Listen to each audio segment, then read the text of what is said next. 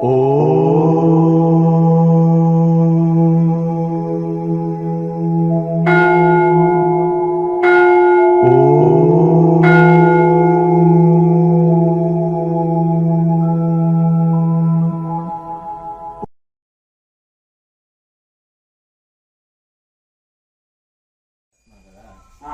ఇలా కొంచెం ముందుకు వంచి చేస్తాము, ఇలా బ్యాక్ వంచి కొంచెం చేస్తాం. అలా చేయడం వల్ల అసలు ఉపయోగం చెప్పండి.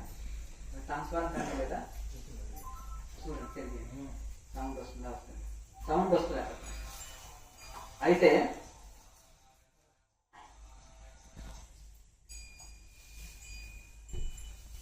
చాలా ఎక్కువ పూర్తిగా వంగొద్దు, లైట్ గా వంచి ఉంచడం వలన అయితే మనము సాధన చేయగా చేయగా చేయగా చేయగా చేయగా ఈ కుండలిని ఎప్పుడైతే యాక్టివేట్ అయిందో, సుష్మ నాడి నడుస్తుందో, ఆ సుష్మ నాడి విశుద్ధ చక్రం వరకు తీసుకురావడం ఎన్ని సంవత్సరాలు పడుతుందో, విశుద్ధము దాటి ఆగ్నేయ చక్రం పట్టడానికి అన్ని సంవత్సరాలు పడుతుంది. దానికని ఇలా వంచి చేసినప్పుడు ఆ టెక్నిక్ కొంత ఉపయోగపడుతుంది. ఇక్కడి నుంచి ఇక్కడ తిరిగి ఇక్కడికి ఆగ్నేయ చక్రంలో రావాలంటే ఇక్కడ మెడ దగ్గర తిరుగుతుంది కొంచెం వంపు, కనుక ఆ విధంగా వంచి చేస్తాము. తర్వాత ఇలా పైకి తలని పైకి లేపి కూడా చేస్తాము. ఇంట్లో ఒక దానికి సహకరిస్తుంది అన్నమాట. ఇంట్లో ఇంకా ఎందుకంటే ప్రతి దాంట్లో కూడా క్రియాయోగం చాలా ప్రాక్టికల్ గా ఇది ఉంటుంది. ఈ ముద్రలో కూడా ప్రతి దాంట్లో ఒక సైంటిఫిక్ ఉంటుంది, ప్రతి ముద్రకి కూడా. ఎందుకంటే ఇప్పుడు నాభి క్రియ ఇది మన మహాముద్ర ఉంది, ఆటయోగంలోని మహాబంధన క్రియ అందరూ చేయలేరు. ఆ మహాబంధన క్రియలో వచ్చే ఫలితము ఈ మహాముద్రనే వస్తుంది. కనుక ఉపనిషత్తులో కూడా ఈ మహాముద్ర గురించి కూడా చాలా చాలా గొప్పగా చెప్పారు. కేచర ముద్ర గురించి కూడా గొప్పగా చెప్పారు. జ్యోతి ముద్ర గురించి కూడా వైష్ణవి ముద్ర, శాంభవి, మన షణ్ముఖి ముద్ర, నవముఖి ముద్ర అనే రకరకాల పేర్లతో వీటిని పిలుస్తారు. ఈ ముద్రలన్నీ ఆల్రెడీ ఉపనిషత్తుల్లో ఉన్నాయి. ఆల్రెడీ ప్రతి 20 ఉపనిషత్తులు యోగోపనిషత్తులు ఉంటాయి. అందులో గురు శిష్య పరంపర ద్వారా ఒకరి ద్వారా ఒకరికి అందింది, ఎవరి ద్వారా ఎవరికి అందింది, ఎవరు సాధన చేశారు, వీటి ఫలితం ఏంటి, బెనిఫిట్స్ ఏంటిది అనేది ఇవన్నీ కూడా అందులో పొందుపట్టి చెప్పడం జరిగిందన్నమాట. కనుక వీటిని ఈ యొక్క ముద్రని కరెక్ట్ మనం అన్ని వేస్తే ఎక్కువ బెనిఫిట్ ఉంటుంది. ఇప్పుడు మహాముద్రనే వేసినాం అనుకోండి, కుండల్ని యాక్టివేట్ చేసే ముద్ర అది. అలాగే నడుము భాగం నుంచి పాదముల వరకు చక్కటి ఫిట్నెస్ ఇస్తుంది. కాళ్ళ నొప్పులు రాదు, నడుము నొప్పి రాదు, బ్యాక్ పెయిన్ రాదు. ఎక్కువ గంటల తరబడి ఆసనంలో కూర్చునే సామర్థ్యం ఆ ముద్రలో ఉంటుంది. సిద్ధి యోగాలో ప్రాణాయామం చేసేటప్పుడు కళ్ళు పైకి కూటస్థం వైపు పెడతారు. అట్లా అసలు కళ్ళు తెరిచే కళ్ళు మూయకుండా కూటస్థం వైపు లాగా, దాన్ని శాంభవి ముద్ర అంటారు. శాంభవి అంటే అంతర్లక్ష్యం బహిర్దృష్టి, బహిర్దృష్టి అంతర్లక్ష్యం. దాన్నే ఉన్మీలిత నేత్రాలు అంటారు. కళ్ళని పైకి తిప్పుకొని కంటి రెప్పలు నిలిచిపోవాలన్నమాట. స్టార్టింగ్ లో కనురెప్పలు కొట్టుకుంటుంటాయి, కానీ చేయగా చేయగా చేయగా కనురెప్పలు కూడా నిలిచిపోయే స్థితి కలుగుతుంది. అయితే దానివల్ల స్టార్టింగ్ లో కొత్తగా ఏమంటే కొంతమంది కండ్లలో నీళ్ళు వస్తాయి, కొంతమంది కంటి సమస్యలు ఉన్న వాళ్ళు ఉంటారు, కొంతమంది కళ్ళు ఎర్రవై ఊష్ణం విపరీతంగా పెరుగుతుంది. కొంతమందికి ఊష్ణము విపరీతంగా ప్రాణాయామం చేస్తేనే తట్టుకోలేదు.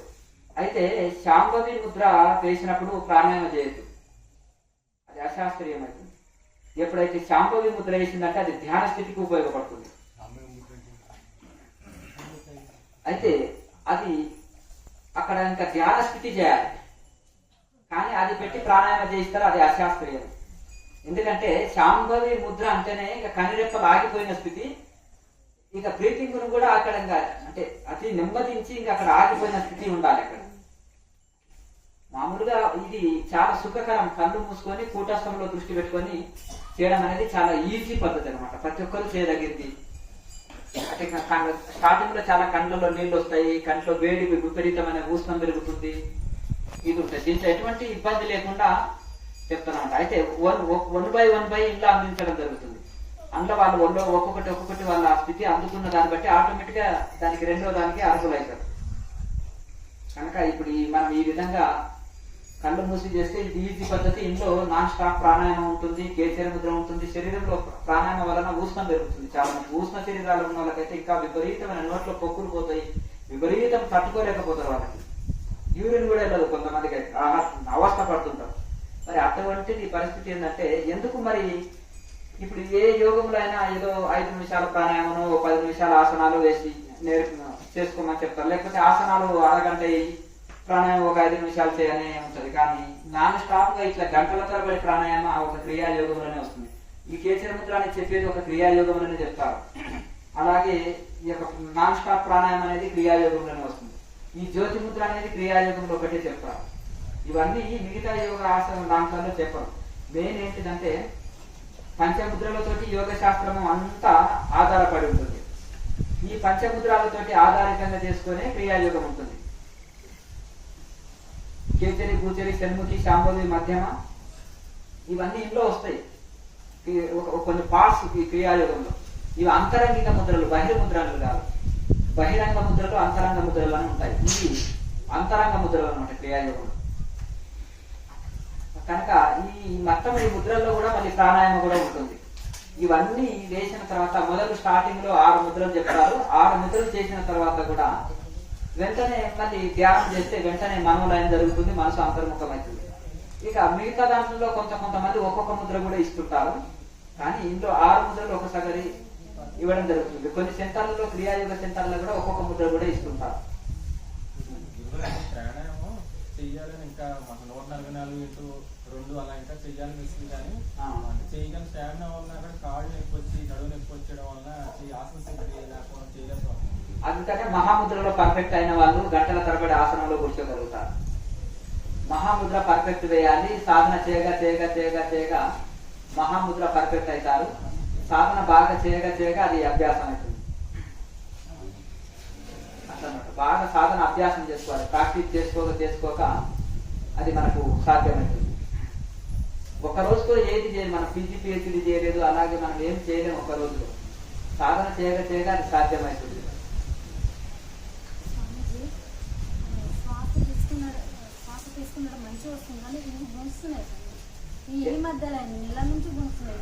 ఎందుకంటే ఈ కేచర ముద్ర స్టార్టింగ్ లో కేచర ముద్రలో ఉన్న వాళ్ళకి ఎట్లుంటుందంటే ఇవన్నీ లాగుతాయి కింద. ఈ యొక్క మన అదే పళ్ళు గుంజుతాయి. ఈ సైడ్ మనకు ఈ యొక్క మన కంఠం పై భాగంలో ఈ గొంతు కింద కూడా ఇక్కడ ఇవి లాగుతుంటాయి, దవడలు లాగుతుంటాయి, పళ్ళు లాగుతుంటాయి. ఇంకా బాగా బలంగా ఉంటే ఇవన్నీ లాగుతుంటాయి. ఎందుకంటే మనం బలంగా కేచర ముద్రని బలవంతంగా నాలుకని వెనక్కి మర్చుకొని ఇది చేస్తుండడం వలన నాలుక ఈ యొక్క కాలవ్య క్రియ సెట్ చేసి నాలుక పొడుగయి కొంచెం మనము కేచర ముద్ర పర్ఫెక్ట్ వచ్చిన తర్వాత ఇటువంటి సమస్య ఉండదు. ఇప్పుడు నాలుక చిన్నగా ఉండడం వలన దాన్ని బలవంతంగా మనం లాగి అప్పుడే గంటల తరబడి లాగి పెట్టడం, ఈ నాలుక ఎక్సర్సైజ్ల వలన కొంత లాగినట్టు అనిపిస్తుంది. ఏం పర్వాలేదు. దాన్ని బలవంతంగా ఎక్కువ ఇది చేయకుండా ఫోర్స్ పడకుండా దాని మీద ఎంత సహకరిస్తే అంత చేయండి, ఇబ్బంది లేదు. ఇప్పటికీ స్టార్టింగ్ నుంచి కూర్చున్నపోతే కూర్చోలేకపోతున్నాం. ఆసనం మార్చుకోవచ్చు, పర్వాలేదు. ఎందుకంటే ఇప్పుడు ఒకే రోజులు గంటల తరబడి స్టార్టింగ్ లో ఎక్కువ మంది కూర్చోలేకపోతారు. కొంతమంది స్థూలకాయం ఉంటుంది, కొంతమందికి ఆల్రెడీ కాళ్ళ నొప్పులు ఏముంటది, కొన్ని సమస్యలు ఉంటాయి. ఆటోమేటిక్ గా వాళ్ళు ఎక్కువసేపు కూర్చోలేరు. మంచి ఆరోగ్యవంతులకు కూడా ఒక్కోసారి కాలు ఇక్కడ తిమ్మిలు ఎక్కడము, మోకాళ్ళు నొప్పి రావడం అనేది ఉంటుంది. దాంట్లో ఇబ్బంది ఏం లేదు. బలవంతంగా చేయమని ఇక్కడ చెప్పరు. ఆసనం మార్చుకోవచ్చు. మహాముద్ర ఒక చెట్టు వేస్తే మధ్యలో అంత ఇబ్బందికరంగా ఉంటే మహాముద్ర ఒక చెట్టు వేయాలి. దాని మీద కూర్చోవద్దు. బలవంతంగా దాని మీద కూర్చుంటే ఒకవేళ కాలు మెడమ కూడా నొప్పి పడుతుంది. అసలు మెల్లమెల్లగా అభ్యాసం చేసుకోవాలి. దాన్ని ఎక్కడైతే నొప్పి దాంట్లో దాని మీద బలవంతంగా కూర్చోకుండా కొంచెం మెల్లమెల్లగా అభ్యాసం చేసుకోవాలి. ఆహారంలో డైట్ లో చాలా చేంజ్ చేయాలి. చాలా మటుకు ఆహారంలో మార్పు తీసుకోవాలి. అలాగే మనకు గతంలో ఏమైనా కాళ్ళ నొప్పులు, కీళ్ళ నొప్పులు ఉంటే కూడా నేను ఇంట్లో కొన్ని సలహా ఇస్తాను. ఒళ్ళు నొప్పులు, కాళ్ళ నొప్పులు, మోకాళ్ళ నొప్పులు తగ్గడానికి అది మీరు అటువంటి దానికి ఆ పరిష్కారాన్ని దానికి ఇది చేయాలి. కొంచెం డైట్ లో మార్పు తీసుకొని రావాలి. అట్లా ఈ మీరు మహాముద్ర మధ్య మధ్యలో ఒక చెట్టు వేయండి, ఆసనం మార్చుకోండి. అంత ఇబ్బందికరంగా ఉంటే సుఖాసనంలో కూర్చొని చేయండి. అట్లా బలవంతంగా చేయమని చెప్పం కదా. మునగాకు రసం తీసి మజ్జిగలో తాగు, ఒక 1 month 2 months తాగు సరిపోతుంది. అదే ఆల్రెడీ వీడియో పెట్టినా కదా, ప్లేలిస్ట్ లో చూసుకొని ఫాలో కండి. నెక్స్ట్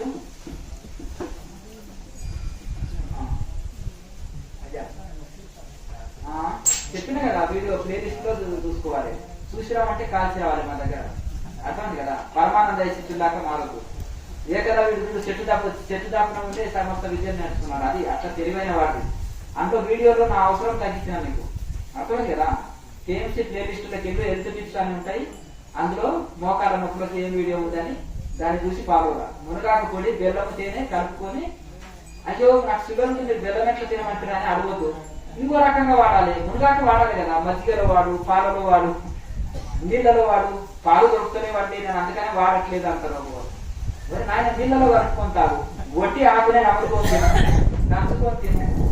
ఎటు తిరిగి దాన్ని లోపలికి తీసుకో. తేనెలో తీసుకుంటావా, బెల్లంలో తీసుకుంటావా, మజ్జిగలో తీసుకుంటావా, దాన్ని లోపలికి పంపించేది. నెక్స్ట్ వెయ్యొచ్చు. మీ శరీరం సహకరించి అన్ని సహకరిస్తే మీరు ఏ ఆసనం అన్నా వేసుకోవచ్చు. కానీ బలవంతంగా ఇది వేసి మళ్ళీ కింద పడి కాళ్ళు పట్టుకొని చేతులు పట్టుకొని స్వాముల వారు చెప్పారు మేము వేసినాము అని అనకండి, అర్థమైందా. కొంతమంది యువకులైనా ఆసనాలు వేయలేరు, కొంతమంది వృద్ధులైనా వేస్తారు. ఎందుకంటే వృద్ధులు కూడా కొంత తేలిక గతంలో అభ్యాసం ఉండి ఉంటదు. కొంతమందికి చిన్నప్పటి నుంచి కొంత అభ్యాసం ఉంటుంది, ఇక్కడ అక్కడ ఇంత యోగం నేర్చుకొని ఉంటారో, లేకపోతే ప్రాక్టీస్ చేస్తుంటారు. కొంతమంది తేలికపాటి శరీరం ఉండడం వల్ల కొంతమంది సహకరించిన వాళ్ళు వేసుకోవచ్చు. అయితే ఉదయం ఒక 10 నిమిషాలు 15 నిమిషాలు ఆసనాలు వేసుకోవచ్చు. దానికి ఏమి ఇబ్బంది లేదు. శరీరంలో కూడా ఫిట్నెస్ ఉంటుంది. సూర్య నమస్కారాలు లాంటివి. ఇప్పుడు మీకు ఏ అవయవానికి సమస్య ఉందో దానికి సంబంధించిన ఆసనాలు వేసుకోవచ్చు.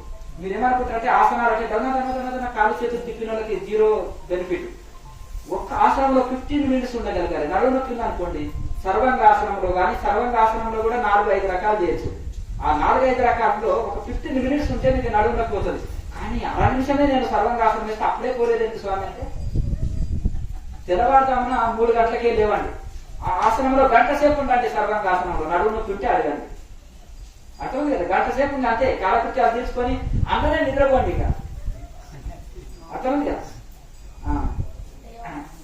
అంతే. మరి ఇప్పుడు ఏమైనా హిమాలయాలో ఎప్పుడైనా ట్రెక్కింగ్ చేసినప్పుడు నేను అట్లే చేస్తుంటే, ఇక సర్వాంగాసనంలో 1 గంట సేపు అట్లే 2 గంటలైనా అట్లే ఉండిపోతుంది.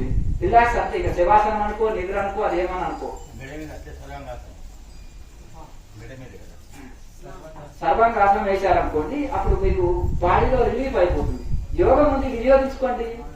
మెడికల్ షాప్ లో టాబ్లెట్లు ఉన్నాయి. నడుము నొప్పులక, కాడు నొప్పులక, కంటి నొప్పుక, కడుపు నొప్పిక, జ్వరానిక ఎంబడి టాబ్లెట్ తెచ్చుకుంటారు కదా.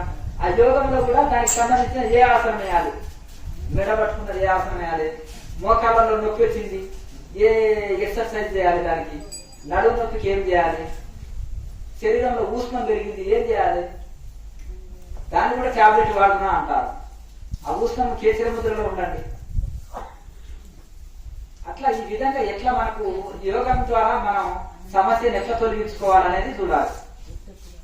అట్లా అదే విధంగా మీరు అవకాశాన్ని బట్టి కొన్ని సూర్య నమస్కారాలు కానీ, చిన్న చిన్న ఆసనాలు కానీ, ఈ సూక్ష్మ వ్యాయామం తప్పకుండా చేయాలి. ఇది ఎవరైనా చేయగలరు, ఈజీ పద్ధతి. దీని వలన జాయింట్ పెయిన్స్ రావు, ప్రతి జాయింట్ రిలాక్స్ అవుతుంది. ఇంకా నెక్స్ట్ నేను లేచిపోతుంటే ట్రైన్ లాక్ వస్తుంటారు. ట్రైన్ డబ్బాలు లెక్కన చెవులో ఏదో గురుగుతారు. స్వామికి మాకు చెవులో చెప్పాలా ఏదన్నా. నేను చెవులో చెప్పడానికి ఏముంది, అందరూ సాధకులే, అందరూ నేర్చుకోవడానికి వచ్చిండ్రు, అందరూ సాధకులే కదా. ఇలా దాచుకోనికి రహస్యం ఎక్కడ ఏముంది అంటే ఛానల్ పెట్టింది ఎందుకు, అందులో అన్ని ఉన్నాయి. మర్చిపోయినా కానీ అందులో అన్ని ఉంటాయి, ప్లే లిస్ట్ లో ఉంటాయి. ఆ ప్లే లిస్ట్ లోకి వెళ్ళి పాత వీడియో చూసుకో. ప్రతిసారి వీడియో చేయాలన్నా, ఇంకా కాళ్ళ నొప్పుల వాళ్ళ కోసం ఒక వీడియో చేయాలి, ఒక వీడియో ఉంటుంది. ప్లే లిస్ట్ లోకి వెళ్ళి చూసుకుంటే అదే ఉంటది. ఇంకా ఈ స్వామికి ఏం పని లేనట్టుంది, ఒకటే దంచి కొడుతుంటాడు, అదే చెప్పిందే చెప్పడం అన్నట్టుగా ఆ ప్లే లిస్ట్ లోకి వెళ్ళి చూసుకోవాలి. పాత వీడియోలు ఉంటాయి, ఉంటాయి, దానికి అన్ని రకాలు ఉంటాయి. హఠయోగం ఉంటుంది, ఆసనాలు ఉంటాయి, ఆయుర్వేదం గురించి ఉంటుంది, ఆరోగ్య సమస్యల గురించి ఉంటుంది. ఇక ఊరికే నన్ను అడగకుండా నా అవసరం తగ్గించిన అందులోనే ఉంటది కదా, అక్కర్లేదు. మీరు ఆ ప్లేలిస్టులకు వెళ్ళి తమిళలో ఉంటది, మీకు ఏం ప్రశ్న ఉంటుంది అనుకోండి. ఇప్పుడు కూడా అక్కర్లేదు, మీకు మీ ప్రశ్న ఏడుందో అదే వీడియో ఓపెన్ చేసి చూసుకుంటే, అంటే ఇప్పుడు మీరు అది సబ్స్క్రైబ్ చేసినప్పుడు అప్డేట్స్ వస్తుంటాయి, దానికి సంబంధించినవి చూస్తుంటాము. మనకు సమయం ఉపయోగపడుతుంది, చాలా ఉపయోగపడుతుంది. మనకు అప్పుడప్పుడు ఆ వీడియో గుర్తు చేస్తుంటది సాధనలో ముందుకు వెళ్ళాలి, లేకపోతే మన నిద్రపోతున్న వాళ్ళని మెలుకొల్పినట్టు చేస్తుంటది, మన సందేహం తీరుతుంది, నెత్తి మీద బరువు. ఇప్పుడు సందేహం ఉంది, ఇక్కడ ఫోన్ చేస్తేనా వీళ్ళు నాకు ఇవ్వరు, వాళ్ళు మాట్లాడతారు, పౌర్ణమి రా అంటారు, అంత దూరమా రాలేవు. మరి అది పెట్టింది ఎందుకు? ఒకసారి వచ్చి క్లాస్ చేస్తే ఆ వీడియోని ఫాలో అవుతూ నువ్వు చక్కగా సాధన చేసుకుంటారని, అందుకోసమే కదా అందులో పొందుపడతారు.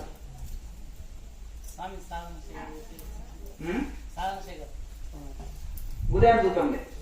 నెక్స్ట్ ఇప్పుడే ఫస్ట్ టైం రావటం, ఆహార నియమాలు చెప్తారా?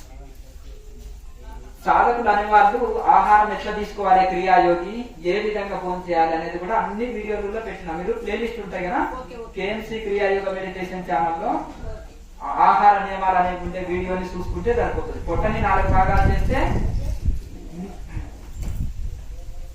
సగ భాగమే ఆహారం తీసుకోవాలి, పావు భాగము నీళ్లు తీసుకుంటే పావు భాగం ఖాళీగా వదిలిపెట్టాలి శ్వాస తీసుకొని, అది దాన్ని మితాహారం అంటారు.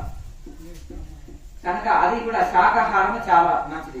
తేలిక ఆహారం, త్వరగా జీర్ణమయ్యే ఆహారం ఇంకా చాలా మంచిది, చాలా ఇది ఉంటుంది. మెల్లమెల్లగా అభ్యాసం చేస్తారు. ఒకటే రోజు అన్ని బోర్డులు బిగించేస్తా అంటే కదా, నేను అన్ని ఉప్పు కారాలు అన్ని మానేసేసి ఏదో గుప్పెడు ధాన్యాలు లేకపోతే మంచిగా ఏదో 2 పళ్ళు తిని ఉంటానంటే ఉప్పు కారం తగ్గే వరకు లోపలికి వచ్చేసి చక్కెర వచ్చేస్తుంటది, అర్థమైంది కదా. అలా మెల్లమెల్లగా అభ్యాసం చేసుకోవాలి, మెల్లమెల్లగా అభ్యాసం చేసుకొని రోజుకు బరిగడుపున ఉదయం ఇడ్లీ దోశ కట్టు అది తీసేసి ఏం చేయాలి, ఒక ఫ్రూట్ జ్యూసో కూరగాయల జ్యూసో అలా అభ్యాసం చేసుకోండి. వారానికి ఒక రోజు కూరగాయల జ్యూసులతోటో మొలక ధాన్యాల జ్యూసులతోటో లేకపోతే అట్లా మెల్లమెల్లగా అభ్యాసం చేసుకోవాలి. మీ శరీరం ఎట్లా అంటే అట్లా వంగుతుంది. ఇక చూడు, మొన్న ఒక ఆయన ముసలాయనకు 126 సంవత్సరాల వయసులో పద్మశ్రీ అవార్డు తీసుకున్నాడు. యువకుడి దాకా ఎట్లా నడుస్తున్నాడు, అవునా కదా. కాశీలో ఉంటాడు ఆయన, మరి కాశీలో ఉంటాడు ఆయన. ఆశ్రమం ఉంది, వైష్ణవ సాంప్రదాయం, తులసిమాల ఉంది, నామం పెట్టాడు, హరే రామ హరే కృష్ణ నామం. చూసారా, అదే మన వీళ్ళది ఆ పరంపర. ఎట్లా మరి అంత వయసులో ఆయన ఎంత ఇది ఉన్నాడు. నేను ఒక ఇంటర్వ్యూ చేసిన ఆ ముసలాయన సికింద్రాబాద్ లో ఉంటారు. 90 ఏళ్ళు దాటిపోయిన శరీరాన్ని సాపకు చేసినట్టు చుట్టి పడేస్తాడు. ఆయన పేరేది సత్తయ్య. ఆయన ఎవరు?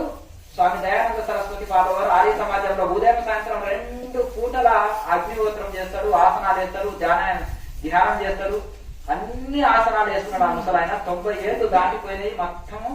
ఇక మరి ఎట్లా సాధ్యమైంది అంటే అట్లా సాధన చేసుకొని ధ్యానం చేయడానికి చేస్తాడు, అద్భుతంగా ధ్యానం చేస్తాడు. ఆ ముసలైన ఆహార నియమాలు చూస్తే ఆశ్చర్యపోవాలి. మరి ఆహారంలో ఉంది నియమాలు, ఆహారంలో మార్పు చేస్తాయి చెప్పండి. అంటే ఈ యోగంలో రకరకాల ముద్రలు రకరకాలుగా అన్ని ఉన్నాయి.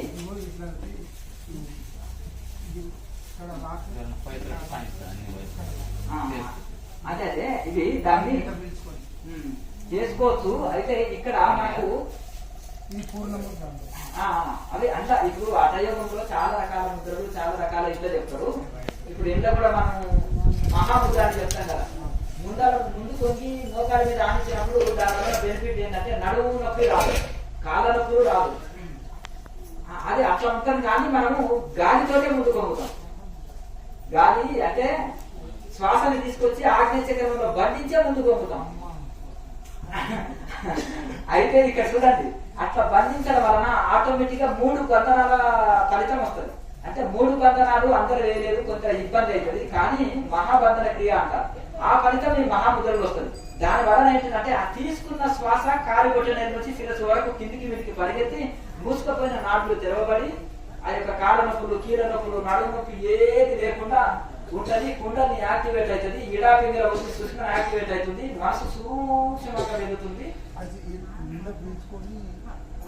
అంతే. ఇక ఇప్పుడు మనం పాదం మీద కూర్చొని మహాముద్ర వేసుకుంటాం అనుకోండి, అందులో ఒత్తిడి అవుతుంది. అభ్యాసం చేయగా చేయగా చేయగా చేయగా చేయగా చేయగా అది అభ్యాసం అవుతుంది. బాగా అభ్యాసం అంటే కొంచెం కష్టం అవుతుంది, ఏం పర్వాలేదు. అభ్యాసం అయినాక ఈజీ అవుతుంది. ఏ పనైనా వస్తే ఈజీ, రాకుంటే కష్టం.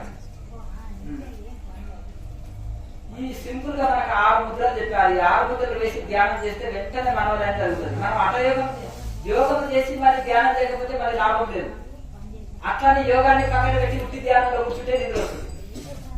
ఈ రెండింటికి లింక్ యోగము, ధ్యానం. ఈ రెండింటికి లింక్ ఉంటుంది. యోగం చేసి ధ్యానం చేస్తే మనోలయం జరుగుతుంది. ధ్యానంలో పూర్ణ సుఖం పొందుతాం. ఇప్పుడు యోగంలోనే కొంచెం కష్టమే కదా, ఆసనాలు వేసి చెమట తీస్తుంది. ధ్యానంలో సుఖమే. ఈ యోగం ద్వారా చేసిన శ్రమంతా ఇక్కడ ఫలితం పొందుతాం. పరిగెత్తి చెట్టు కింద కూర్చున్నప్పుడు చాలా విశ్రాంతి లభిస్తుంది. అవునా?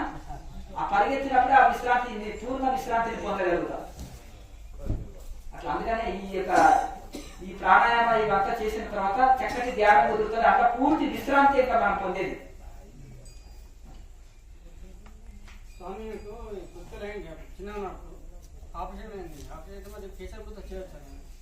మీకు ఇబ్బంది కానంత వరకు ఏ ముద్ర అయినా వేయచ్చు. ఇబ్బంది పెట్టి ఆయాస పెట్టి కష్టపడి దీన్ని ఇది అది చేసేది ఇక్కడ అనాయక పద్ధతులు చెప్పరు. మీ శరీరం ఎంత సహకరిస్తే అంత చేసుకోవచ్చు. మీకు గొంతు నొప్పి కానంత వరకు, ఇది నొప్పి కానంత, ఇంకో ఒకవేళ మెల్లమెల్లగా ప్రాక్టీస్ చేస్తుంటే మనకు తెలియకుండానే ఏ ఆయాసం లేకుండా ఏ కష్టం లేకుండానే ఆ ముద్రలు వచ్చేస్తాయి. అది ఈజీ అయిపోతుంది. ఇప్పుడు మహాముద్ర ఉంది, బలవంతంగా వంగపోతే నడువులు పట్టుకునే స్వామి అంటే ఆ ముద్ర అంటేనే భయం వేస్తుంది. ఎంతకు ఆ బలవంతంగా చేయమన్నది లేదు కదా. మెల్లమెల్లగా చేయగా చేయగా కొన్ని రోజులకు మీరు మహాముద్ర పర్ఫెక్ట్ చేస్తారు.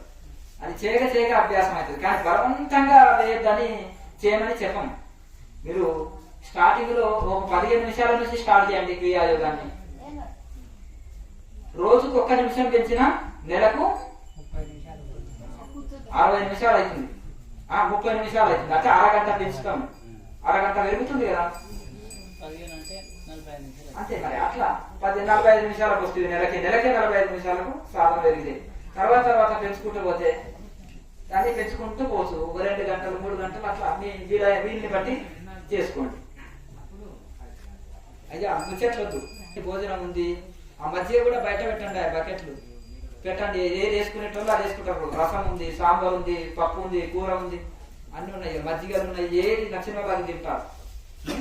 తినేసి వెళ్ళండి. వేడి ఉంటుంది ఇప్పుడే. అయ్యా పోయేటోళ్ళకి అన్నం పెట్టండి, వడ్డించండి.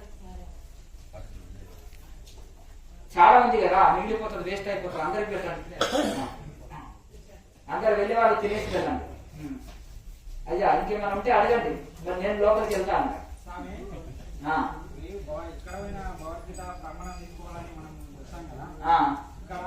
అయ్యా మాట్లాడకండి. మీకు ఏమైనా డౌట్ ఉంటే అడగండి.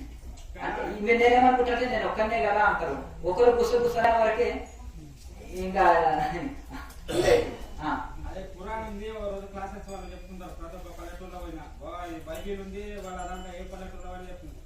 గీత ఒకటే ఏ పల్లెటూరులో చెప్పరు, ఎవరు కూడా చెప్పరు. ఎందుకు అది? మన దాంట్లో ఎవరు డబ్బులు ఇచ్చేటో లేడు కదా. రోజు ఛార్జీలు పెట్టుకొని పోతే వాళ్ళ ఆవిడ అన్నం కూడా పెట్టదు. అంతేనా కదా. రఘురామ దగ్గర ఉంటే ఆయన టీచర్ కనుక ఏదో ఆయన పెన్షన్ డబ్బులు పెట్టి తిరుగుతుండే ఊరు భగవద్గీత అని. ఆయనకైతే డబ్బులు ఉంటాయా, టీచర్ జాబ్ వస్తుంది, పెన్షన్ వస్తుంది అంటారు కూర్చోండి మాట్లా. అట్లా ఈ విధంగా మరి అందరూ ఉంటారు. అట్లా పనులు వదిలిపెట్టి పెడితే ఇంట్లో భార్య అన్నం పెట్టద్దు, అర్థం కదా. అక్కడ వాళ్ళకి కొన్ని సంఘాలు ఉంటాయి. దాని ద్వారా వాళ్ళని ప్రచారాలను పెట్టి ప్రచారం చేయిస్తారు. వాళ్ళకి శాలరీలు ఇస్తారు, జీతాలు ఇస్తారు, వాళ్ళకి ఒక ఉద్యోగాలు ఉంటాయి, అవన్నీ ఉండి చేయిస్తారు. అర్థమైందా? కనుక ప్రతి ఒక్కరు కొన్ని మఠాలు ఉంటాయి కదా, ఆశ్రమాలు. ఆశ్రమాల్లో వచ్చేసి స్వామీజీలు ఉంటారు. స్వామీజీలు ఏం చేస్తారంటే అదే పనిగా రండి నాయన నేర్చుకోండి, రండి నాయన అనేటోళ్ళు కూడా ఉన్నారు. మావాడు భగవద్గీత చదివితే సన్యాసం ఇక్కడ వద్దురా నాయన, మఠాలకు వద్దు, చదవటానికి వద్దు అనే ఆ స్థితిలో ఉన్నారు ఈ కాలంలో. అర్జునుడే సన్యాసించలేదు, భగవద్గీత స్వయంగా కృష్ణుడి తోటి విన్నా అని ఆ అపోహ తీసుకోండి. ఇంత ఇప్పుడు యూట్యూబ్ లో కూడా భగవద్గీత పారాయణ చేసే విధానం అని అంటే కొన్ని చిన్మయ మిషన్ వాళ్ళది, ఇంకా కొన్ని వేరే సొసైటీలు ఉంటాయి, కొన్ని ఆధ్యాత్మిక సొసైటీ వాళ్ళు భగవద్గీత సంఘం అని కూడా ఉన్నాయి. ఎట్లా పారాయణ చేయాలనేటివి కూడా ఉన్నాయి. ఎందరో స్వాములు భగవద్గీత మీద ఉపన్యాసాలు చెప్పడం. అయ్యా మాట్లాడకండి, మా లోకం మాది. అయితే ఈ విధంగా వాటి మీద ప్రవచనాలు ఉన్నాయి, వ్యాఖ్యానాలు ఉన్నాయి, అవి తెలుసుకోవాలి. ఇప్పుడు ఈ కాలమాన సమయంలో మనకు సమయం వృధా చేసుకోవాల్సిన అవసరం లేదు. ఫోన్లోనే ఎన్నో ప్రవచనాలు వినొచ్చు, ఫోన్లో భగవద్గీత ఎట్లా పారాయణ చేయొచ్చు తెలుసుకోవచ్చు. ఎన్నో ఆశ్రమాల్లో నేర్పించడానికి కొన్ని మఠాల్లో సాధువులు కానీ అలాగే ముముక్షువులు కానీ కొంతమంది ఉన్నారు, నేర్పించే వాళ్ళు కూడా ఉన్నారు నేర్చుకుంటే. కనుక ఆ విధంగా నేర్చుకోవచ్చు. భగవద్గీత చదివితే ఒక గొప్ప విషయం ఏంటంటే అది మల్టీవిటమిన్ టాబ్లెట్ లాగా అన్ని ఉంటాయి అందులో. భక్తి, జ్ఞానము, వైరాగ్యము, యోగము, జ్ఞానం అన్ని కలిసి ఉంటాయి అందులో. అది అందులో గొప్ప సైకాలజీ గ్రంథం కూడా. మనిషి జీవన విధానం కూడా, ఏ గుణస్తులు ఏం మాట్లాడతారు, ఏం తింటారు, ఏం ఆలోచన చేస్తారు, పూజ చేస్తే ఎట్లా చేస్తారు, యజ్ఞం చేస్తే ఎట్లా చేస్తారు, దానం చేస్తే ఎట్లా చేస్తారు, తపస్సు చేస్తే ఎట్లా చేస్తారు అనేది కూడా. తపస్సులో కూడా రజోగుణ తపస్సు, తమోగుణ తపస్సు. ఇప్పుడు రావణుడు చేశాడు, హిరణ్యకశిపుడు చేశారు, తపస్సులు చేశారంటే గొప్పవాళ్ళు కావాలంటే రజోగుణ తపస్సు. తపస్సు చేశారంటే కుంభకర్ణుడు కూడా ఘోర తపస్సు చేశారంటే అది తమోగుణ తపస్సు. మరి సత్వగుణ తపస్సు ఎట్లుంటుంది స్వామి అంటే ధ్రువుడు, ప్రహ్లాదుడు, సుఖయోగి ఋషులు చేసింది సత్వగుణ తపస్సు అంటారు. దీని వలన తెలుసుకునే కదా తమోగుణ రజోగుణ తపస్సులతోటి పెద్ద ఫలితం పొందాం. సత్వగుణ తపస్సుతోటే పూర్ణ ఫలితం పొందుతాం. కొంతమంది ఏమి చేసేది ఎవరికి తెలియదు, వాళ్ళు చక్కగా చేసుకుంటారు. కొంతమంది ఏ చిన్నది చేసినా కానీ ప్రపంచం అంతా తెలియాలని ఆరాటపడతారు. అర్థం కదా. ఇది లేనప్పుడు మన దగ్గర జరిగే ప్రోగ్రామ్స్, మనం చేసేవి ఇవన్నీ తెలుస్తాయి ఎవరికన్నా? తెలియాలని కూడా ఆరాటపడ్డామా? లేదు, అవసరం లేదు. అది కనుక ఆ విధంగా మనకు ఎట్లుంటుందంటే ఈ విధంగా భగవద్గీత చదివితే మనకు వివేక జ్ఞానం పెరుగుతుంది, ఎన్నో కొత్త విషయాలు తెలుస్తాయి, అద్భుతమైన ఇది కలుగుతుంది. మరి సాధకులు ఏం తినాలి, ఎట్లా ఉండాలి? మనకు కోపం ఎక్కువైతుంది అనుకోండి, రజోగుణం ఎక్కువైతుంది అనుకోండి, సోమర్తనం ఎక్కువైంది అనుకో, తమోగుణం ఎక్కువైతుంది అనుకో. కొంతమంది అంటారు స్వామీజీలు కానీ కొంచెం బాగా చదువుకున్న విద్యావంతులు అంటే ఆధ్యాత్మికంలో ఉన్న వాళ్ళు సోమరిగా ఉంటే వీడికి తమోగుణం ఎక్కువ ఉంది అంటారు. ఏమో తమోగుణం అంటున్నాడు ఈయన, ఏదో నాకు అర్థం కావట్లేదు, ఇంగ్లీష్లో చెప్పబోయా అంటారు. అంతేనా కదా?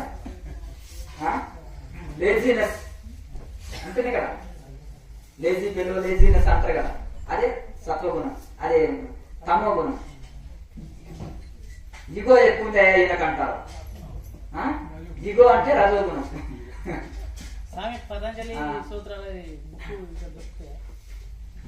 అలాగే లేనట్టున్నాయి ఇంతవరకు పెట్టేది కానీ ఇప్పుడు లేవు. బయట దొరుకుతాయి, మస్తు దొరుకుతాయి. దొరుకుతాయి షాపులో దొరుకుతాయి. ఆన్లైన్ లో కూడా ఆర్డర్ ఇస్తే ఇస్తారు, పంపిస్తారు, మస్తు ఉంటాయి. గూగుల్ అందులో పెడతారు, అమెజాన్ లో. అయితే ఈ విధంగా మనకు ఈయన చాలా సాఫ్ట్ మనిషి అండి, అంతేనా కదా. ఈయన చాలా సున్నితస్తుడు అండి అంటారు కదా, సత్వగుణం.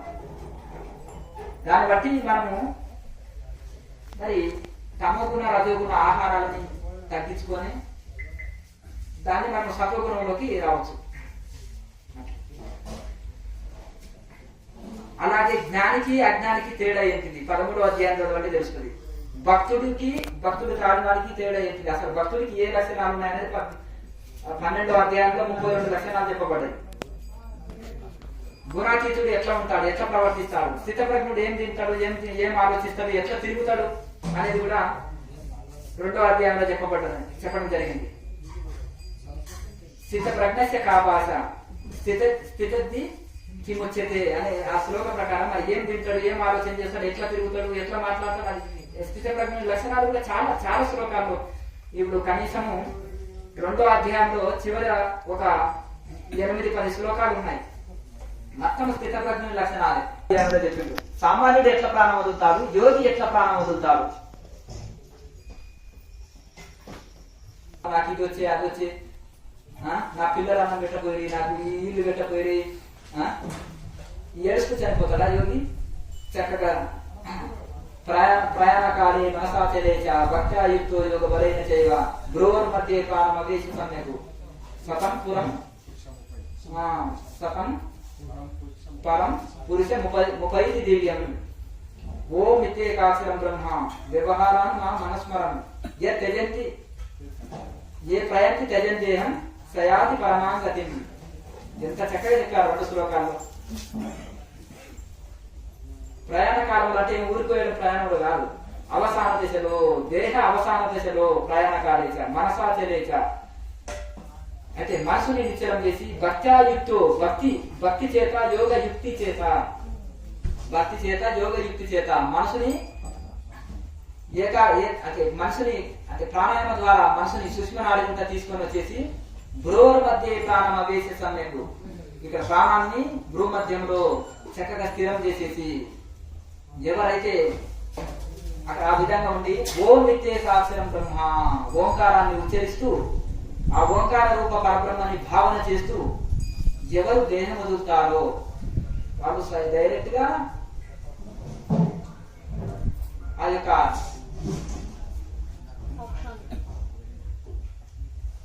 అంటే ఉపైతి దివ్యం అన్నారు కదా, సయాతి పరమగతి అన్నారు కదా, అటువంటి వాళ్ళు పరమగతిని పొందుతారు. పరమగతి అంటే ఏంటిది? మోక్షము. అట్టి వాళ్ళు పరమగతిని పొందుతారు. సయాతి పరమగతి అట్టి వాళ్ళు నన్నే చేరుతారు. ఇక అన్ని వచ్చిపోయే లోకాలే, స్వర్గమా వచ్చిపోయే లోకమే, నరకమా వచ్చిపోయే లోకమే.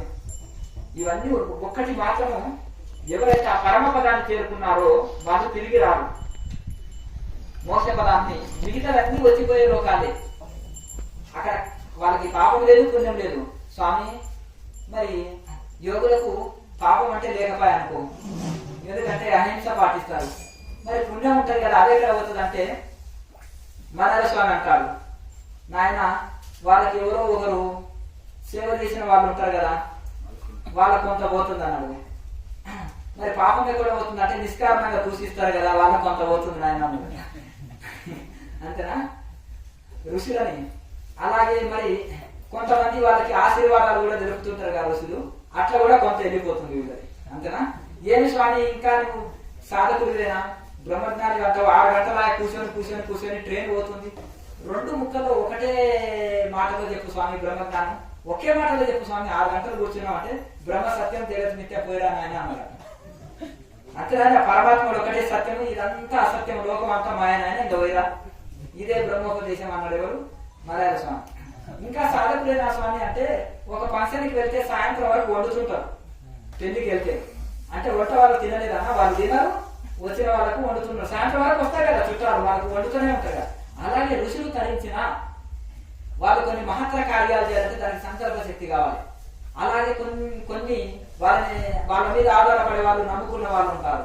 ఇంకా అలాగే కొన్ని మహత్తర కార్యాలు చేయాలంటే దానికి కొంత సంకల్ప శక్తి అవసరం అన్నమాట. అటువంటి కార్యాల కోసం దీన్ని ఖర్చు చేస్తుంటారు. అంతేనా కదా?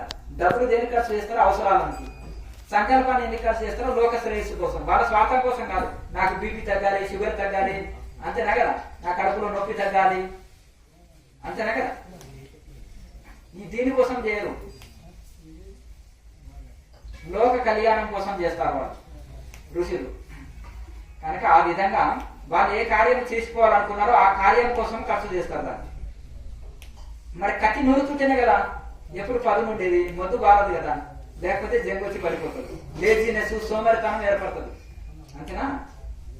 ఎంటి మైండ్ మరి దయ్యాల కొంప కదా, అది ఎట్లుంటది దయ్యాల ఇల్లు, అంతేనా? మరి అలాగే దాన్ని ఋషులు అనే వాళ్ళు ఎంటిగా పెట్టారు మైండ్ని. నువ్వు ఏదైనా చెయ్యి, ఆధ్యాత్మికంగానే ఉండు, ఎటు తిరిగి నువ్వు బుక్స్ చదువుకో, ధ్యానం చేయి, లేకపోతే ఏదో ఆశ్రమ సేవ చేయొచ్చు వాళ్ళు, లేకపోతే ధ్యానం చేయొచ్చు, వ్యర్థ కాలయాపన చేయరు. అట్లా ఎటు తిరిగి వాళ్ళు బిజీగా ఉంటారు మహనీయులు, ఒక్క క్షణం కూడా వృధా చేయరు, ఏదో కార్యంలో నిమగ్నం అవుతారు.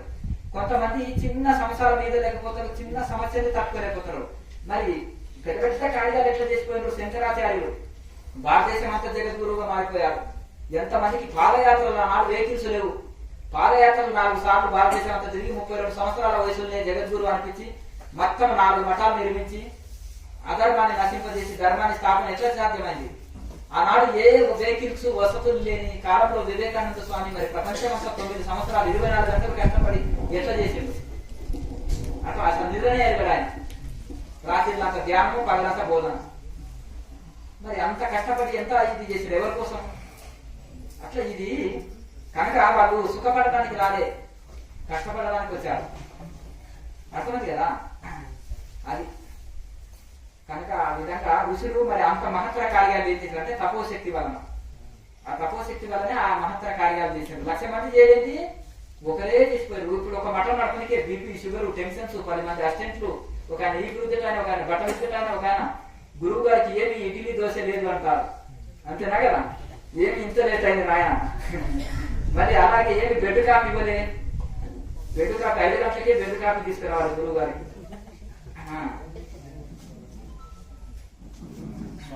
మరి ఒక ఆయననేమో టిఫిన్ చేసినాడు, ఒక ఆయన గోలు ఇవ్వాలి, ఒక ఆయన వాటర్ ఇవ్వాలి, ఒక ఆయన వీపు గోకాలి. అందుతలేదు ఆయన వీపు గోకండి కొంచెం.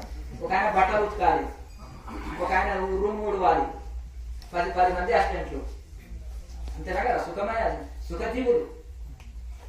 రమణ మహర్షి, రామకృష్ణ పరమహంస, ఈ మహనీయులు వాళ్ళ పనులు వాళ్ళు చేసుకున్నారు.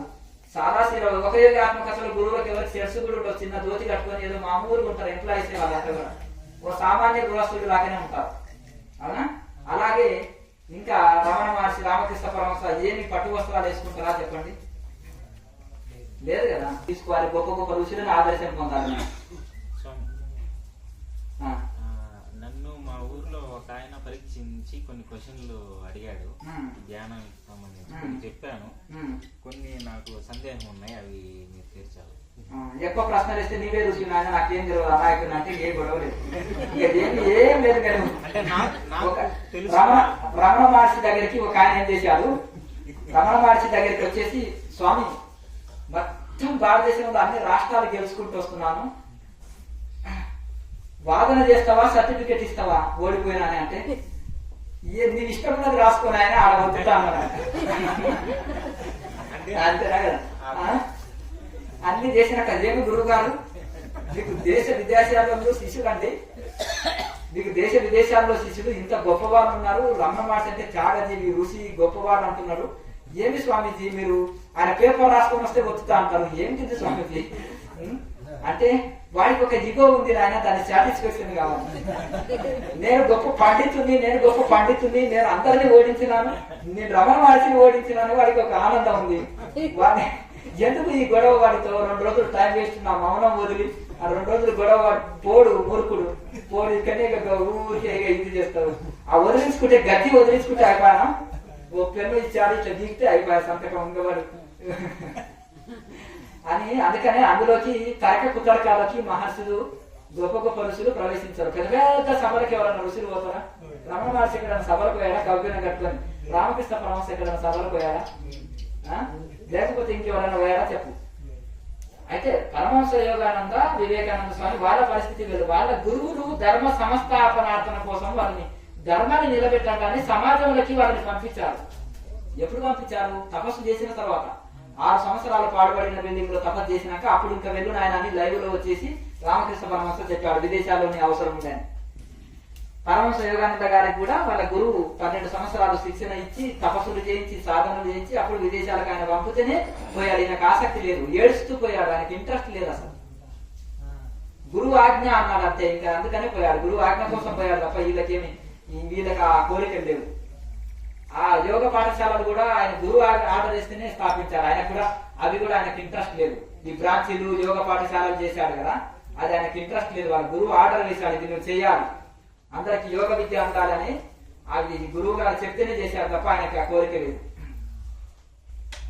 కనుక అక్క ఎప్పుడు కాలం చేయిస్తుందా అన్నట్టు ఇప్పుడు చూస్తారు కదా. మా గురువు బ్రాంచ్ చేయమని ఎప్పుడు అంటాడు, ప్రచారం చేయమని. ఒక ఆయన అంటున్నాడు, ధ్యానం చేయాలన్నా ప్రచారం చేయాలన్నా స్వామీజీ అంటే, నాయన మొదలు నువ్వు ధ్యానం చేయి, తర్వాత ఒక 12 ఏళ్ళు ధ్యానం చేసిన తర్వాత నీ లోపల అంతరాత్మ చెప్తుంది నువ్వేం చేయాలనో, దాన్ని ఫాలోగా. పక్షికి రెక్కలు రాలి ఎగరనికి పోతే కుక్కలో పిల్లులో గద్దలో దిగిపడేస్తాయి. రెక్కలు వస్తేనేమో రెక్కల బలం మీద ఆధారపడితే ఎగిరిపోతుంది. ఇక నీవు ఆ దిగోని బ్యాలెన్స్ చేయలేక ఈ లోపల నేను గురువునైనాను, నేను గురువునని వెనక్కి ముందుకు 4 సార్లు చెప్పుకుంటావు ఈ లోపల. అంతేనా కదా? ఇప్పుడు ఫ్యామిలీ లైఫ్ ఉంటుంది, ఇటు సంసారానికి న్యాయం చేయలేడు, ఇక్కడ ఉద్యోగం చేయలేడు, అక్కడ వ్యవసాయం చేయలేడు, వ్యాపారం చూసుకోలేడు, ఈ లోపల ప్రచారానికి సరిగ్గా న్యాయం చేయలేడు, ఇక్కడ అక్కడ ఊగిసలాట అయ్యి అది బ్యాలెన్స్ చేయలేక ఇక నానా తంటాలు పడుతుంటారు. కనుక అవన్నీ కొంత సాధన చేసినప్పుడు అన్నిటిని తట్టుకుని అన్నిటినీ బ్యాలెన్స్ చేస్తే ఎవరు పొగిడినా తెగిడినా దాన్ని బ్యాలెన్స్ చేసే శక్తి వస్తుంటుంది, అన్ని తట్టుకోగలుగుతారు. అది బాడీ మైండ్ కంట్రోల్ వస్తుంది, అన్ని ఇది వస్తుంది. కొంత అనుభవం స్వయం శాస్త్రం చదివిన అనుభవం ఉంటుంది, ఇటు తక్కువ అనుభవం ఉంటుంది, ఎవరు ఏది ప్రశ్న అడిగినా ఆన్సర్ చేయగలుగుతారు, స్వయం అనుభవం కూడా ఉంటుంది, పూర్ణ శాంతి కూడా పొంది ఉంటుంది. అంతేనా కదా? ఈయన వారం రోజుల గురువు చేశారనుకో, అంతేనా కదా? ఎవరన్నా అందమైన స్త్రీ వచ్చింది అనుకో, అర్థమైంది కదా? ఇంకా అంటున్నారు కదా, గత జన్మలో నువ్వు మా భార్య ఉన్నావండి, మీరు చూసుకోండి ధ్యానంలో, నేను చూసుకున్నాను మీరు చూసుకోండి అంటారు. అర్థమైంది కదా? మరి పరిపక్వత లేని ఇది అయిపోతే ఏముంటుంది? అంతేనా కదా? ఏదో సంథింగ్ ఉందండి, అంత పెద్ద చదువుకున్న ఆయన, అంత పెద్ద కోటీశ్వరుడు కింద కూర్చున్నాడు, నేను పీఠం మీద కూర్చున్నాను, ఏదో ఉంది నాలో. మా గురువు గారు కూడా చెప్పారు, ఇంత పెద్ద సర్టిఫికేట్ ఇచ్చారు, ప్లస్ ఆయన నన్ను పొగిడారండి, నువ్వు వాల్మీకి ఋషివి, రామాయణం నీవే రాసినావు ఆయన అని చెప్పారు. గుట్టిగానే అంటాడా అంత పెద్ద గురువు గారు నన్ను? ఆయన ఏదో నీ సేవ చేయించడానికే పొగిడి ఉంటాడు. కుక్కకు బిస్కెట్లు వేస్తే తోక ఆడించుకుంటుంటారు కదా, అర్థమైంది కదా? ఇప్పుడు కోటీశ్వరుడు నీవే ఋషివి, ఆయన నీవే గొప్పవి, నువ్వు పూర్వజన్మలో అంత బుద్ధుడివి అన్నాడు అనుకో, ఆయన ₹1 10 కోట్లు ఇచ్చేస్తాం స్వామి, చెక్కు పోయి తీసుకోండి, పొగిడి పని చేయిస్తారు వీళ్ళు. వీళ్ళకి తెలియదు అమాయకులు. ఇప్పుడు ఇట్లే నడుస్తుంది వ్యవహారం. ఈ లోపల ఈయన ఉండేదే ఇగో తగ్గించుకొని వచ్చి ఇగో మరో కిరీటం పెట్టుకున్నాడు, వజ్ర కిరీటం, దాంట్లో ఇగో. అర్థమైంది కదా? అన్ని చక్రాలు ఓపెన్ అయినాయని గురువు గారు చెప్పిండ్రు, అంతా ఇంకా ధ్యాన ప్రచారమే చేయమన్నాడు. నేను పూర్వజన్మలో బుద్ధుని అని చెప్పాడు గురువు గారు. ఇదే మాట 100 మంది చోట, అంటే పిచ్చి కూడా నీకు తెలియదు, ఇంకా 2000 మంది ఉన్నారు బుద్ధుళ్ళు, మన సంస్థలు అందరూ బుద్ధులే అంటారు. ఇదే మాట అందరికి చెప్తుంది బుద్ధుడు అని. అంటే 100 మంది కాదు, నువ్వు 100 మందికే విన్నావా? 100 మందికి చెప్తుంది కదా గురువు గారు అంటే 100 మందికైనా 2000 మందికి చెప్పినా నేను, ఇంకా మిగతా వాళ్ళని నీవు చూడలేదు. అట్లా కనుక బుద్ధి సక్కగా చేసుకుంటే మంచిది సాధి, అంతేనా? కనుక ఆ విధంగా మెయిన్ ఏంటంటే సాధన చేయగా మనసు శాంతికి రావాలి మొదలు. ఆ శాంతికి వచ్చిన తర్వాత అప్పుడు మనం ఆటోమేటిక్ గా మనకు ఒక పరిపక్వత స్థితి వస్తుంది. అప్పటి వరకు ఏం చేయాలంటే రెక్కలు వచ్చే వరకు తల్లి సంరక్షణలో ఉండాలి. తల్లి మేత తీసుకొచ్చి పెడుతుంది, అన్ని చూస్తుంది. ఆ తల్లి రెక్కలు వచ్చినాక తల్లికి చెప్పకుండా ఎగిరి వస్తుంది, ఏం పర్వాలేదు, అంతేనా? ఉంటామా కింద పడతావు, ఊచి ఎగిరెగిరి పడతావు, ఉండు, కింద పడితే నువ్వు ఏదైనా పిల్లులో కాకులో తింటాయని తల్లి చెప్తుంటుంది, మళ్ళీ లోపలికి వేసుకుంటుంది. అట్లా కనుక కొంచెం ఆ స్థితి వచ్చినంత వరకు ఇది చేయాలి. ఇప్పుడు టీచర్ అయినాక రోజు పాఠాలే కదా చెప్పేది, అంతేనా కదా? 2 రోజులు అవుతారా టీచర్? 18 ఏళ్ళు చదివితేనే కదా ఇప్పుడు. అంటే అప్పటి వరకు కొంచెం సహనము ఓర్పు అవసరం. అయ్యా నెక్స్ట్ మనం ఇంతకుముందు ఎక్కడున్నాం, ఇప్పుడు ఎక్కడున్నాం, తర్వాత ఎక్కడికి వెళ్తాం? శరీరంలోకి రాకముందు కూడా ఆత్మ పదార్థము, శరీరంలోకి వచ్చినాక కూడా ఆత్మ పదార్థమే, శరీరం వదిలినాక కూడా ఆత్మ పదార్థమే. ఆకాశాలు, చిత్తాకాశం, చిదాకాశం అని ఉన్నాయి, అవి ఎన్ని రకాలు? అవి వాటి గురించి ఇప్పుడు చిత్తం ఉంది. చిత్తము అంటే మనసు అనేది, చిత్తం అనేది ఆకాశ తత్వం. అది పంచ ఆకాశాలు ఉంటాయి. ఈ అంటే ఈ ఆకాశం ఏంటంటే పంచభూతాలలో ఆకాశము పంచీకరణ లేని ఇప్పుడు ఆకాశంలో సగ భాగము మిగతా 4 భూతాల్లో కలిసింది. ఆ మిగతా సగ భాగము అది సపరేట్ గా ఉంటుంది, అది ఆకాశం. అయితే ఈ పంచ ఆకాశాల్లో చిత్తాకాశం కూడా ఒకటి. చిత్తాకాశం, మహాకాశం అని ఇట్లా దీనిలో పంచ ఆకాశాలు ఉంటాయి. ఇవన్నీ కూడా లయం చేసేటివే. చిత్తం కూడా జడ పదార్థమే కదా. ఇప్పుడు వాయువుతోటి మనసు ఏర్పడ్డది, వాయువు యొక్క అంశ. మనసు కూడా జడ పదార్థమే కదా. చిత్తం ఆకాశంతో తయారైంది, మరి ఆ చిత్తం కూడా జడ పదార్థమే కదా. టోటల్ గా ఈ అన్ని విచారణ చేస్తూ పోతే పంచ ఆకాశాలు కూడా ఒట్టివి లేనివే కదా. పంచ ఆకాశాలు కూడా జడమే కదా. పంచభూతాలు జడం అన్నప్పుడు మరి ఆకాశం కూడా జడమే కదా. ఇవన్నీ కూడా శాస్త్ర విచారంలో అనేది శబ్దజాలం మహారణ్యం. ఈ శాస్త్రం అనేది ఎంత చదివినా, ఎంత విన్నా, ఎంత తెలుసుకున్నా కనిపిసులు పెంచేదే తప్ప సందేహాలు తుంచేది కాదు. అందుకనే నాయన నువ్వు తెలుసుకున్న శాస్త్రాలను కూడా తీసి కట్టగట్టి పక్కకు పెట్టేయాలి.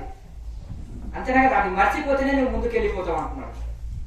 అవన్నీ కూడా నువ్వు మర్చిపోవలసిందే, అంటే లైవ్ చేయవలసిందే అంత రమణ మహర్షి.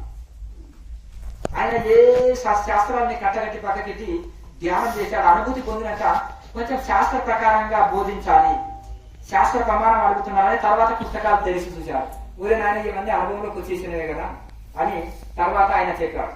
అందుకనే ఇటు ఆయన సాంఖ్య శాస్త్రాన్ని, వేదాంత శాస్త్రాన్ని విచారణ, ధ్యానము, సమర్పణ అంటే భగవంతునికి సెలెండర్నెస్, భగవంతునికి తనను తాను సమర్పించుకోవడం సెలెండర్నెస్. అలాగే సర్వధర్మాన్ని పరిత్యజ్య మామేకం శరణం రజ అనంత్వా సర్వపాపేభ్యో మోక్షయిష్యామి మా శుచః. భగవంతునికి నీకు ఏది చేత కాకుండా సమర్పణ, సెలెండర్ అయిపో. ఇంకా అన్ని ఆయన చూసుకుంటాడు. నీకు మోసం కావాలన్నా ఇస్తాడు, కర్మని తొలగిస్తాడు, అన్ని చేస్తాడు. ఒకటి ఆ శరణాగతి, సమర్పణనే నిజమైన భక్తి. భక్తి అంటే వేషాధర్మము, అలంకారము అనుకుంటున్నారు కాదు. సమర్పణ ఆ భగవద్గీతలో చివరి శ్లోకం కృష్ణ పరమాత్మ నోటి నుంచి వచ్చింది కదా, ఆ సమర్పణ. సర్వధర్మాన్ని పరిత్యజ్య శరణం రజ అన్నాడు కదా, మామేకం శరణం రజ అన్నాడు కదా, ఆ శరణాగతి అదే నిజమైన భక్తి. దానితోటే మనకు అన్ని వస్తాయి కనుక అదే నిజమైన భక్తి. ఆ సిలిండర్నెస్ రామకృష్ణ పరమహంసలో, రమణ మహర్షిలో ఈ రెండు సిలిండర్నెస్ ఉన్నాయి దైవానికి. సిలిండర్నెస్ ధ్యానం, సమర్పణ ధ్యానం రామకృష్ణ పరమహంస ధ్యానం. దానికి క్రియాయోగంలో ఒక యోగం కలుస్తుంది. క్రియాయోగంలో సమర్పణ ఉంది. ఎందుకంటే ఇప్పుడు రమణ మహర్షి అంత వైరాగ్యం మీకు లేదు, ఉందా? ఎవరన్నా అన్ని ఒకదాన్ని కలుపుకొని తినగలుగుతారా? పచ్చడి, స్వీటు, పెరుగు, మజ్జిగ, హల్వా లేదు కదండి. ఎట్లా ఉంది గురువు గారు అంటే, నాయన కంచంలోకి వచ్చింది కడుపులోకి పోయింది ఏం తెలియదు. ఇదేదో పర్వదినం పండుగని మీరు రుచికరం చేసిండ్రు, తినకపోతే మీరు బాధపడతారు, అంతేనా కదా. ఇక మరి ఏదో అన్ని కలిపేసినాను, లోపలికి వేసినా, నాకు ఏది ఎట్లుందో తెలియదు అన్నాడు. మరి రేపు ఇదే కావాలని కోరిక లేదు. అందుకనే బ్రహ్మజ్ఞానులు ఏం చేస్తారంటే, తింటూ తిరుగుతూ అన్ని వ్యవహారం చేసుకుంటూ కూడా దేన్ని అంటే అంటుకుంటారు. అయ్యో మా పక్కింటి ముసలాయన్ని ఆయన బ్రహ్మంగారు ఏదో విషయాన్ని వస్తున్నారంటే, బ్రహ్మంగారి కాలంలో అన్నోళ్ళు ఉంటారు. సామాన్యంగా ఈయన వస్త్రం నేర్చుకుంటా హాయిగా సంసారంలో ఉన్నాడు, ఈయన విషయాన్ని వస్తారేంటి అని కబీర్ దాసుని కూడా ఏదైనా చేసిన వాళ్ళు ఉండొచ్చు, లాయర్ మాసిని కూడా తగ్గించి మాట్లాడిన వాళ్ళు ఉండొచ్చు ఆ కాలంలో, అంతేనా కదండి. మరి ఎందుకంటే కానీ శరీరం మన స్వాధీనంలో ఉంది, దేని మీద ఆశ లేదు, కోరిక లేదు, మోహం లేదు వాళ్ళకి. మిగతా వాళ్ళకి దీనికి ఏంటంటే పనస పండుని నూనె రాసుకొని పనస పండు వస్తే జిడ్డు ఉండదు. కుమ్మర పురుగు బురదలో ఉండి బురదను అంటది, కొన్ని ఆయిల్స్ రిలీజ్ అవుతుంది, బురదను అంటని ఆయిల్స్, శరీరంలో వచ్చే ఆయిల్స్. అలాగే వాళ్ళ చిత్తము పరమాత్మలో ఉంటుంది, శరీరం సంసారంలో ఉన్న వాళ్ళు దేని అంటకుండా ఉంటారు, దేని మీద మోహం లేదు వాళ్ళకి. వాళ్ళు సాధన వలన అరిసెట్ వర్గాలు కాలిపోయినాయి వాళ్ళకి.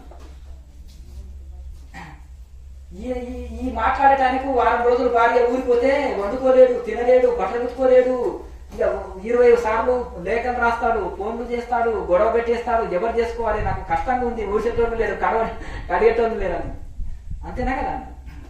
అట్లా ఈ విధంగా పరిస్థితి ఇట్లా అయిపోతుంది. కనుక ఒకటి ఏంటంటే వాళ్ళకి ఏది లేకున్నా ఓకే.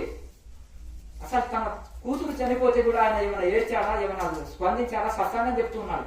ఏంటంటే సంకల్పం చేసి కూతురుని బ్రతికించవచ్చు, ఎవరు కర్మానుసారంగా వాళ్ళు వస్తారు, ఎవరు సమయం వస్తే వాళ్ళు వెళ్తారు, నాకు ఏ బంధం లేదన్నాడు. స్వామి ఏడుపు తుడుపున్నాయి, కింది మేడలో కిందనే ఏడుపు తుడుపున్నాయి, పై కింద కూర్చొని సత్సంగం జరుగుతుంది కదా, రేపు సత్సంగం చెప్పుకుంటాం మళ్ళీ అని శిష్యులు సెలవు తీసుకొని వెళ్ళిపోయారు. అంతే ఉంటుంది. తన వరకు వచ్చే వరకు ఏం చేస్తారంటే ఇక చాలా ఆడావిడి చేస్తారు, పక్క వాళ్ళకి సలహా ఇవ్వడం ఈజీ.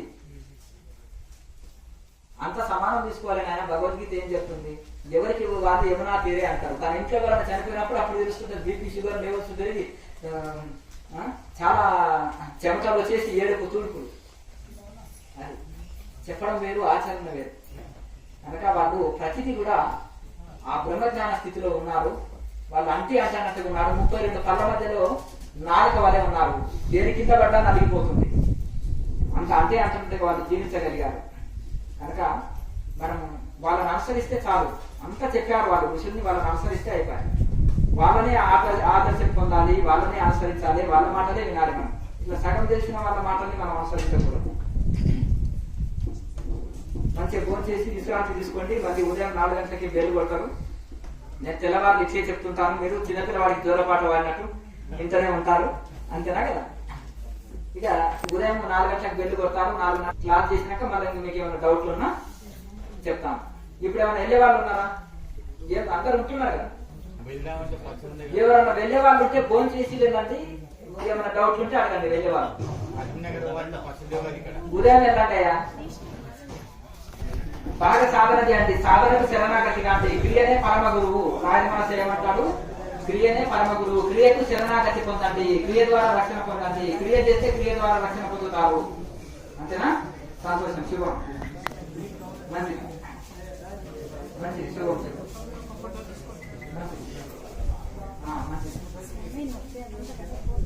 శ్వాస తీసుకుంటుంటే అందులో మొత్తం తగ్గిపోతుంది. ఏం కాదు, ఏం తగ్గిపోతుంది. తగ్గిపోతుంది. దాంట్లో అదే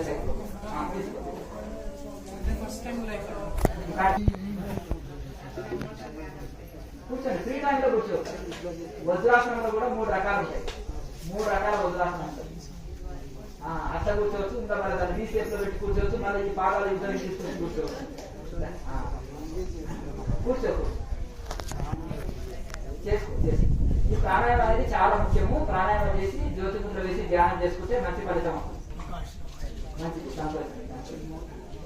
స్వామి, కొన్నిసార్లు శ్వాసతో కలిసి ప్రాణాయామం చేయలేము. చిన్నప్పుడు కొంచెం అలసిపోయినా కొంచెం మానసికంగానే అలాగే ఊహించుకోవచ్చు. కొంచెం మానసికంగా చేసుకోవచ్చా ప్రాణాయామం? మానసికంగా అంటే కొంచెం మానసికంగా వదిలేసండి. దృష్టి ఇక్కడ పెట్టుకొని దైవ భావనతో ఉండాలి. ప్రశాంత స్థితిలో భావశుద్ధియే జ్ఞానశుద్ధి కదా. నీ భావన సిద్ధం కావడానికే కదా, మనసులో ప్రసన్నత శాంతి కలగడానికే కదా చేసేది. దృష్టి కూటస్థ దృష్టి కలిగి ఉండి ప్రశాంతంగా ఉండడానికి ప్రయత్నం చేయాలి. పడుకునే ముందు కానీ లేచిన వెంటనే కానీ నార్మల్ మెడిటేషన్ చేసుకోవచ్చు. నార్మల్ చక్క కూర్చొని దృష్టి పెట్టుకొని నార్మల్ మెడిటేషన్ చేసుకోవచ్చు. నాకు కొంచెం ఒకసారి ప్రాణాయామం అంటే మానసికంగా మాత్రం ఒకసారి అనిపిస్తుంది, చాలా రిలీఫ్ గా అనిపిస్తుంది. రిలీఫ్ ఇక్కడ బైక్ ఒక 2-3 టైమ్స్ అనుకొని మళ్ళీ భూమధ్యంలో దృష్టి పెట్టుకుంటే బాగుంది అనిపిస్తుంది. అలా మీకు ఎంత ఎట్లా శాంతి అనిపిస్తే అట్లా చేయాలి. సరే.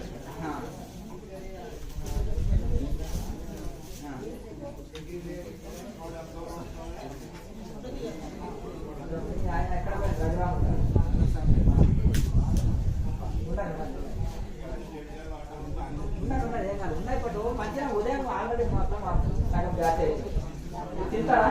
అన్నం తినిపోండి, వేస్ట్ అయిపోతుంది అన్నం. చాలా అన్నం చూడాలి. చాలా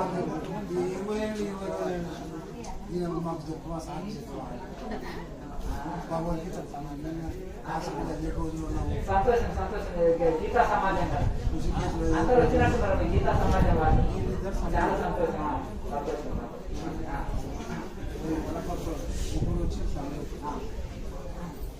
భోజనం చేయకుండా అందరికి భోజనం ఉంది చేయండి. అందరు తినాక కూడా మిగులుతుంది. అందరూ తినాక కూడా మిగులుతుంది. సరే ఉండాలి. బాగుంది పెద్ద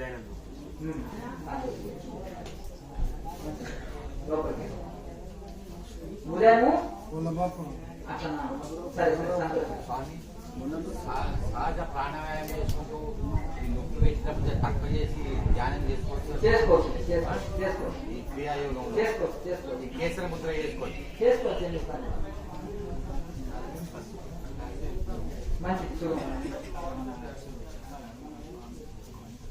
ఏంటిది అక్కడ ఎవరు ఉన్నారు? ఇక్కడ స్థలాలు మారుతుంటారు, ఎక్కడెక్కడో వెళ్ళుతుంటారు. చూస్తారు అక్కడి వరకు. ఇంకా టైం ఉంది కదా, చాలా టైం ఉంది. మరి అందరూ ఇక ఫోన్ చేసుకోకుండా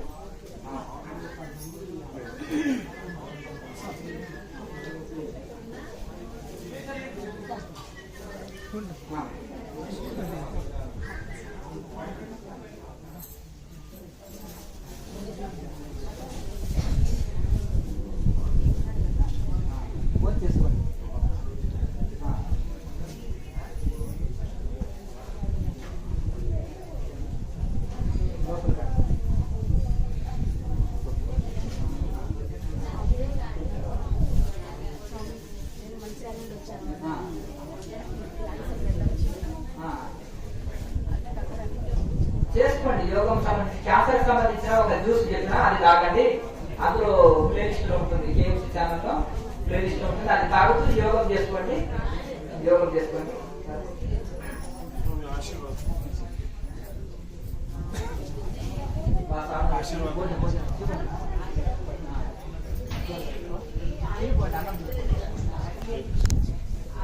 అందరూ భోజనం చేసుకోవాలి.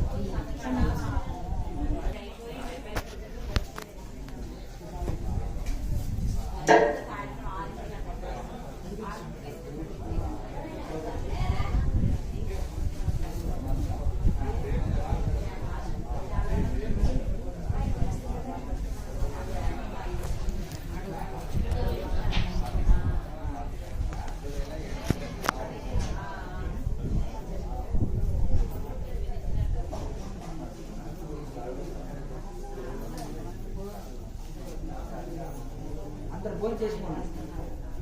కరాకు పోయింది కదా, ఇప్పుడు కరాకు పోయినట్టుంది. తినుకోండి, అందరు తినుకోండి.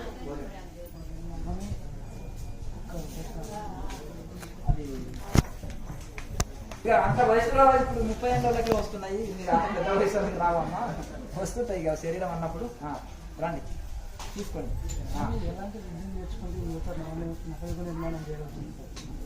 వివేకానంద స్వామి ఏం చేశాడు? ధ్యానం చేశాడు. అది యోగతో కూడుకున్న ధ్యానం కాదు. యోగం లేని భారతదేశమే లేదు, యోగం చేయకుండా భారతీయాన్ని హక్కు లేదు అంటాడు వివేకానంద స్వామి. అవునా కదా? ఉట్టిగా అనగా పతంజలి సూత్రాలకంత వ్యాఖ్యానం చేశాడు. పతంజలి సూత్రాన్ని గొప్పగా దాన్ని చికాకులో దాన్ని బోధించాడు. అట్లా అందుకని అటువంటి యోగముని చేయాలి. సాధన మంచిగా చేసుకోవాలి. మనసు బాడీ కంట్రోల్ పెట్టుకోవాలి.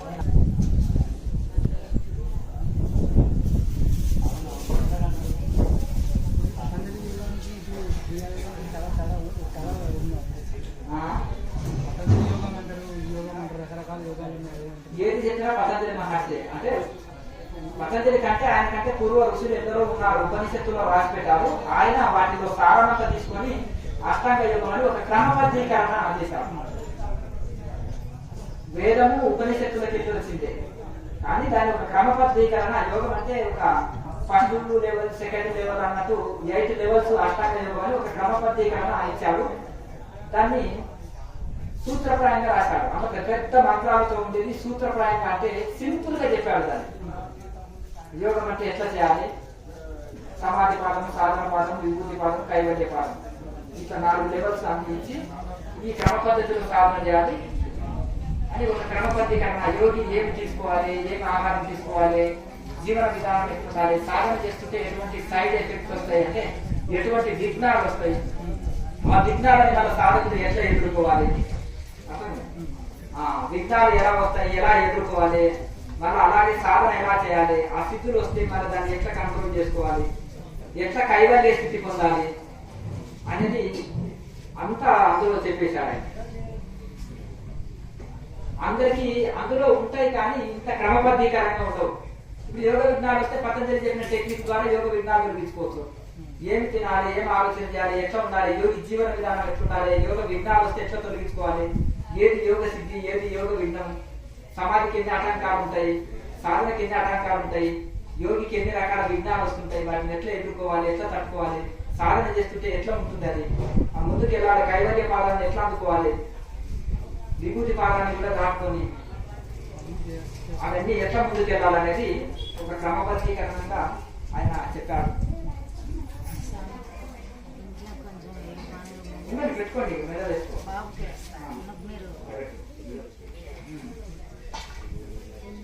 మంచిగా భోజనం చేసి విశ్రాంతి తీసుకోండి. భగవంతుని ఏడు బాగా ఏడు ఏడుస్తే అంత భయం అంతేనా కదా. భగవంతుని రక్షణ సాధన చేస్తే అన్ని సెట్ అయిపోతుంది. నువ్వు ఈ రోజు వచ్చి చేస్తున్నానంటే నువ్వు వచ్చిందే జన్మలో వీడికి వచ్చినావు, అర్థమైంది కదా. వచ్చింది ఈ రోజే కదా. అవునమ్మా, ఈ రోజే కదా వచ్చింది. చెప్పిన మాట వినండి, సాధన చేసుకోండి, అన్ని సెట్ అయిపోతాయి.